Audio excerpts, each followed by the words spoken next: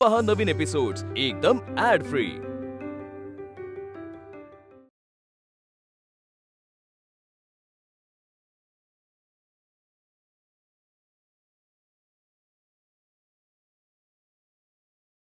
त्यांना जेवण पाठवा असं सांगणारी तू ग कोण? मी त्यांची होणारी अर्धी आहे ना.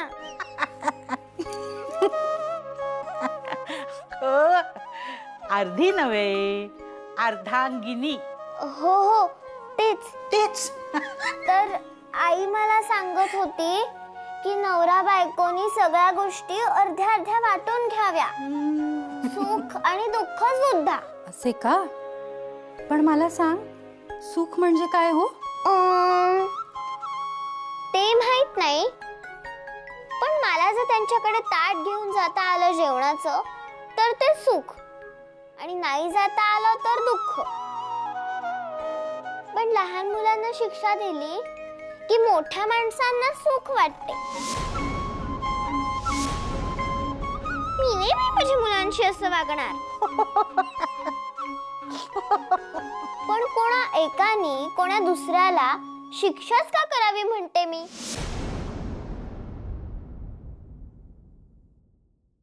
एक मोठे काम मार्गी लागले बापू. हो हो, खरंच उपकार झाले. तुम्ही नसतात तर काय झाले असते याची कल्पनाच करवत नाही. उपकार कसले त्यात, मित्र होतोच, आता व्याही होतोय. हो हो हो. बरं, उद्याच्या लग्नाचे आपण पक्के करूया. हो हो हो. तर उद्या उमा आणि जोग यांचे लग्न फक्त घरच्या लोकांच्या उपस्थितीत झोळाईच्या मंदिरात होईल. कसे? हो हो, तेच योग्य ठरेल. गावात कुठेही जास्त बबरा नको. गावचे सोडा, आधी तुमच्या घरच्या बायकांना वेसण घाला. कधी काय करतील काय नेम नाही.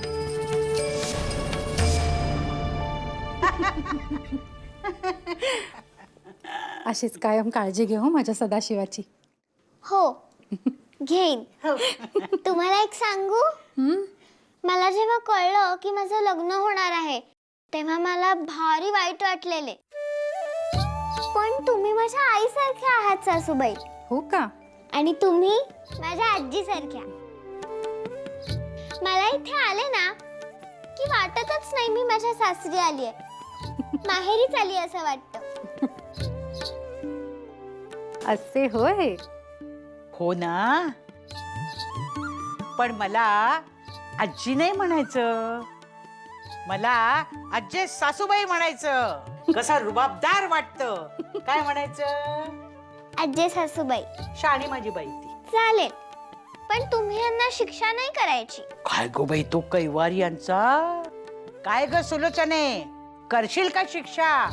सदाशिवास सदाशिवास जो शिक्षा करेल त्यात चटका देणार आणि शिक्षा करणार. तुम्ही माझी चेष्टा करताय ना. नाही बाळ, पण पुरुषांसमोर काही बोलता येत नाही हे सुद्धा खरेच हो. पण आपण सगळ्या बायकांनी जर चांगले करायचे ठरवले आणि पुरुषांकडे गेलो तर ते आपलं ऐकतील. भाई माझे, ही अगदी आजे सासऱ्यांसारखी पुढारीच दिसते. म्हणजे काही नाही, तू आता जा घरी. मी घरातल्या मोठ्यांशी बोलून सदाशिवाच्या जेवणाचे पाहते.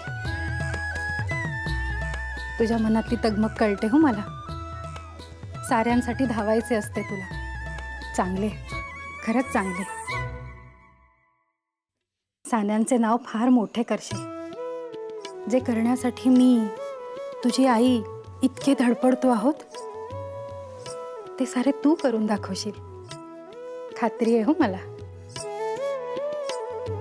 बरे, तू इथे आली आहेस हे तुझ्या घरच्यांना ठाऊक आहे? नाही, तुम्ही देवळात सांगितलं की नदीजवळच्या अंधाऱ्या खोलीत त्यांना डांबून ठेवलंय. मी तशीच त्यांच्याकडे गेले आणि त्यांची समजूत काढून इकडे आले. बरे, आता घरी जा हो आणि सांग सारे आईस.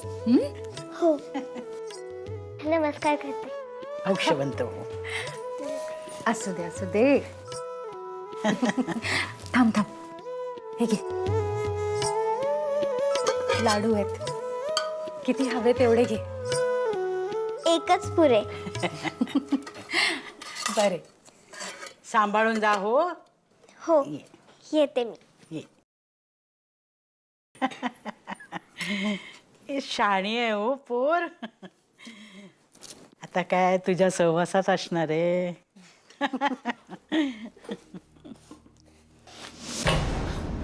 अब्रूच्या पार चिंधड्या उडवल्यात तुम्ही. रुक्मिणी वहिनींमुळे घरातल्या बायका मोकाट सुटल्यात. आणि नारायणा तुझा तर काही वचकच नाही राधेवर. त्र्यंबकने सगळे हातात घेतले म्हणून वाचलो आज आपण, नाहीतर गावात धिंदवडे निघाले असते. पण आता जन्माचे उपकार आले ना सान्यांचे. खोतकाई साधा माणूस नाही, येता जाता उपकाराची उजळणी करेल. मुळात जोगांचे स्थळ मान्य केले नसते तर हे काहीच झाले नसते. मग तुमच्या यजमानांनी केलेले कर्ज हा बाळकृष्ण फेडणार होता. एवढे झाले तरी तुमचा पीळ काही जात नाही. आता न बोलाल तर बरे, मस्तक ठिकाणावर नाही आमचे. सुभद्राबाई, आता उमेवर बारीक लक्ष ठेवा. हो, कोंडूनच ठेवली तिला. हाती पायी एकदा जोगांच्या घरी पाठवणी केली म्हणजे मी सुटलो. बयोची आई, मी तर पुढचे 10 दिवस तुमच्याशी बोलणार नाहीये. तुमच्या हातचे अन्नही घेणार नाहीये. चांगले पांग फेडलेत तुम्ही. आता शिस्तीच्या बाहेर गेलात तर घरात थारा नाही तुम्हाला. उद्या पहाटे उमा वधू वेशात दिसली पाहिजे मला. 6 वाजता देवळात जायचंय आणि साधेपणानं लग्न उरकायचंय. मला कुठलेही संकट नकोय.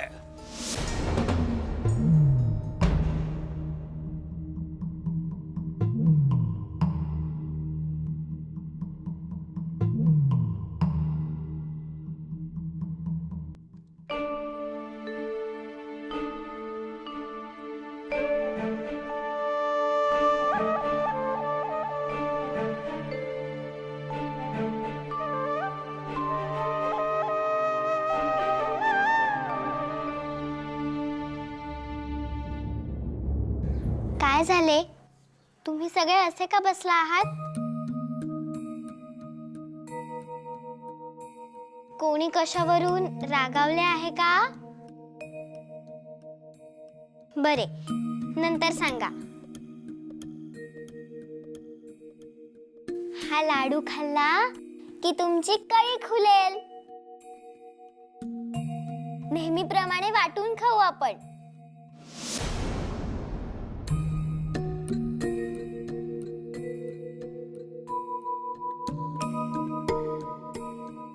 मी सानेंच्या घरी गेले होते ना, तेव्हा सुलोचना सासूबाईंनी दिला. त्यांना मी सांगितले की आमच्या यांना गावाबाहेरच्या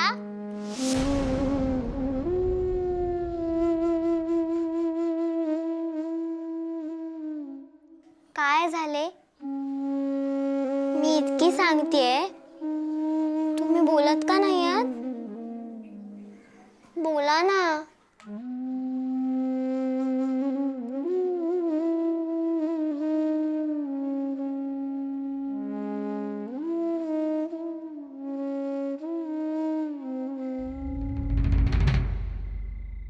अहो, असे डोके धरून का बसला आहात? सगळे ठीक आहे ना? ठीकच आहे म्हणायची आणि सोडून द्यायची. हो सूत्रे आपल्या हाती घेतली आणि सारे नीट मार्गी लावून आलो आम्ही. बरे. उद्या ते जोग आणि उमेचे लग्न, 15 दिवशी सदाशिव आणि बयोचे लग्न. सारे नीट व्हायला हवे कावेरी. ओ त्या परचूरांच्या घरातल्या बायकांनी मोठाच गोंधळ घालून ठेवला होता. आता त्यातलीच एक ड्युटी आपल्या घरी सून म्हणून येणार आहे. हो, ती पण झिटुकलीच आहे. पण मी आणि सुलोचना आहोत ना तिच्या डोक्यावर. आपण काळजीच करू नये. हा, परिस्थिती काळजी करण्यासारखीच आहे. त्या बाळकृष्णात धरून जरी नेले असले ना तरी शिपायांची नजर असणारच आहे परचुऱ्यांच्या घरावर. आणि आपण त्यांचे व्याही म्हणजे आपल्या घरावर पर्याय नाही. त्र्यंबक काकांनी त्यांचे वजन जरी वापरले असले ना तरी चोरासारखे वाटते उगीच. आणि मला नाही आवडत असे. पण सुलोचनीची आवडती आहे ना ती बयो. तेव्हा बयोला नाही ते सुलोचनीला ताब्यात ठेवा. डोक्यावर चढवून ठेवू नको म्हणावं. सदाशिवाच भित्रा करून ठेवलाच आहे. आता नारायण घेतो कधी कधी दमात त्याला, पण त्या सुलोचनीची फूस आहे. नाही, मी तर म्हणेन रुक्मिणी आजींचीच फूस आहे सगळी. त्यांचे पती करत होते ना देशसेवा, तोच तोरा आहे अजून. या सगळ्या त्या रुक्मिणी आजींचे कपाळ पांढरे झाले तरी प्रकाश पडलेला नाही. त्या क्रांतिकारकास मदत करायला गेल्या, ती मदत आली अंगाशी. येणार नाही तर काय. सदाशिवाची उदारता आपल्या अंगाशीच येणार. नारायणाने योग्य तेच केले. नदीकाठच्या घरात कोंडून ठेवले त्याशिवाय अक्कल येणार नाही त्याला. हो, पण भीतीनं किंवा भुकेनं भोवळून पडला तर काही होत नाही. कोणी मदतीला येत नाही ठाऊक असल्यावर माणूस होतो सावध. काही गरज नाही मदतीला जायची कोणी. आम्हाला खूप वाईट वाटते आहे. शेवटी त्या शिपायांनी बाळकृष्ण दादाला नेले. आता काय होईल त्याचे माहित नाही. पण आपण जेवढे करता येईल ना तेवढे केले. मोठ्या माणसांचे वागणूक आपल्याला कळत नाही आणि त्यांच्या समोर आपण काही बोलूही शकत नाही. पण आपण झोळाई देवीचे ऐकू शकतो. म्हणजे आपल्याला झोळाई देवीने कौल दिलाय ना, ते सांगितले मी मोठ्या आजीला. मोठ्या आजीने सांगितले माझे आणि उमा आत्याचे चांगले होणारे. खरे? हो. झोळाई देवी खोटे बोलेल का? नाही ना. आणि मोठी आजी सुद्धा खोटे बोलणार नाही. तेव्हा आपण त्यांच्या सांगण्याप्रमाणे करूया. आजी मोठी आहे, तिला आपले सगळे कळते. ती सगळे नीटच करेल. ठीक? हो. आता हसा बरे. आणि हा लाडू खा. माझ्या सासूबाईंनी दिलाय हो. आ करा. ए, तुम्ही नाही फक्त मी.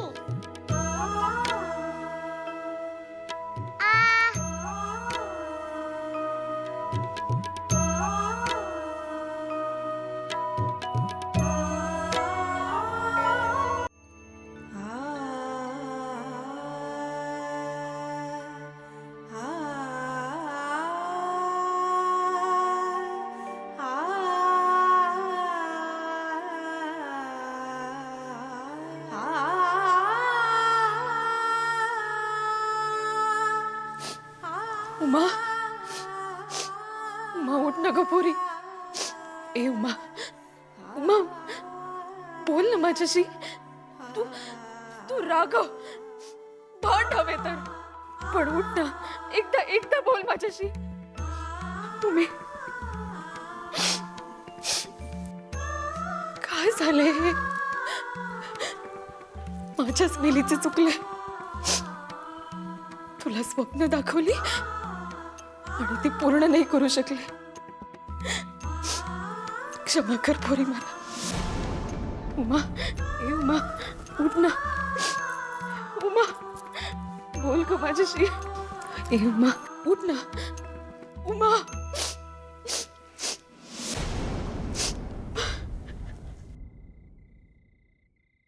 तुमच्यामुळे हा बबरा झाला. अब्रू गेली. राधेला हा अगोचरपणा करायला सांगितला होता कोणी? हेच सगळं बोलत होतात ना आमच्यापासून लपून. उगीच आईवर खापर फोडू नका. आई त्या बाळकृष्णाकडे गेली होती, तिथे तिने त्याला जायलाच सांगितले आणि उमेशी लग्न शक्य नाही हेही सांगितले. पण तुम्हाला कुठे धीर होता ना. आईचे नाक कापण्याच्या नादात स्वतःच्या मुलीचे मात्र जन्माचे मातेरे केलेत. आई वर यांनी सानंकडे जाऊन चाहडी केली. आता बयो सासरी गेली की तिथे उठता बसता तिला ऐकून घ्यावे लागेल. हो ग हो, तुला त्या बयोचाच पुळका. नाहीतर काय. कधी जाऊबाईंची बाजू घेतेस कधी माझी. वारा येईल तशी पाठ फिरवतेस. भरोसा ठेवेल ना तुझ्यावर तो फसेल. हो का? आणि तुमचे काय? तुमची पोटची मुलगी तुमच्यावर विश्वास ठेवू शकत नाहीये तर इतरांचं तर सोडच. आणि हे सगळे जे घडले ना हे तुमच्या कर्माची फळे आहेत. तुमच्या हे एका चाहडी माझ्याशी या आवाजात बोलायचं नाही. उमेकडे लक्ष द्या आता. बस झाले. आणि कुणाचेही काहीही चुकले नाहीये. चुकले असेल तर ते पुरुषांचे. त्यांचा खोटा अभिमान आणि बायकांना क्षुल्लक समजणे यातून उद्भवले सारे. आता जे आहे ते पत्करून पुढे जाणे भाग आहे. जा आता. क्षुल्लक भांडणे थांबवा आणि उद्याची तयारी करा. जा.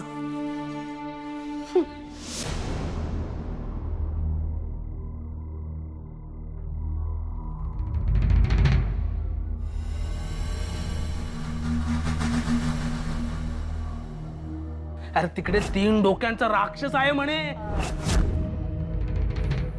अरे मोठे मोठे लोक तिकडे जायला घाबरतात. काय रे नानू?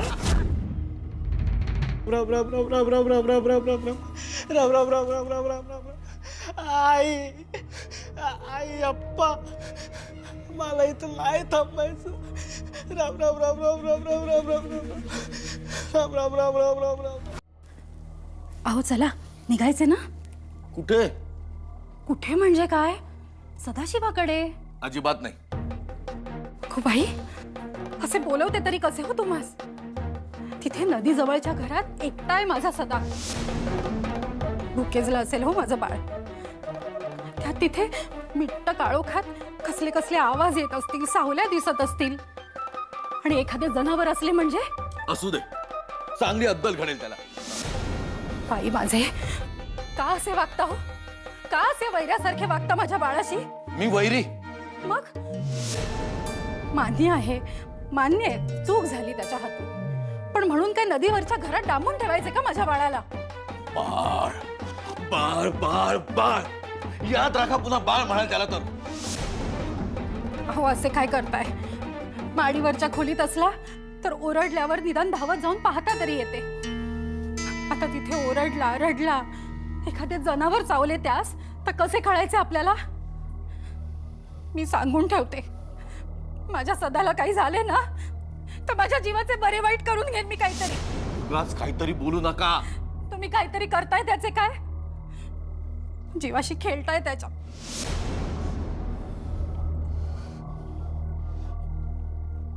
त्र्यंबक काका जागेत? मला नाही ठाऊक. अहो अहो कुठे निघालात? अहो ऐका तरी माझे.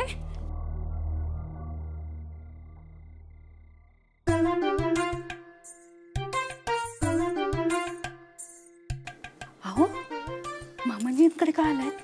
सदाशिवाकडे जायचंय ना?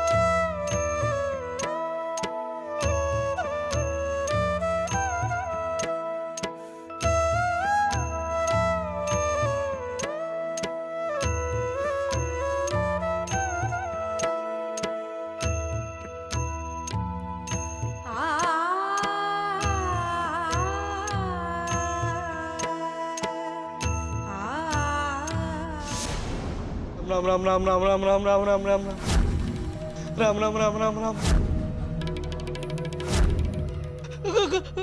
कोण आहे? 3 तोंडांचा राक्षस. राम राम राम राम राम राम राम राम राम राम राम राम राम.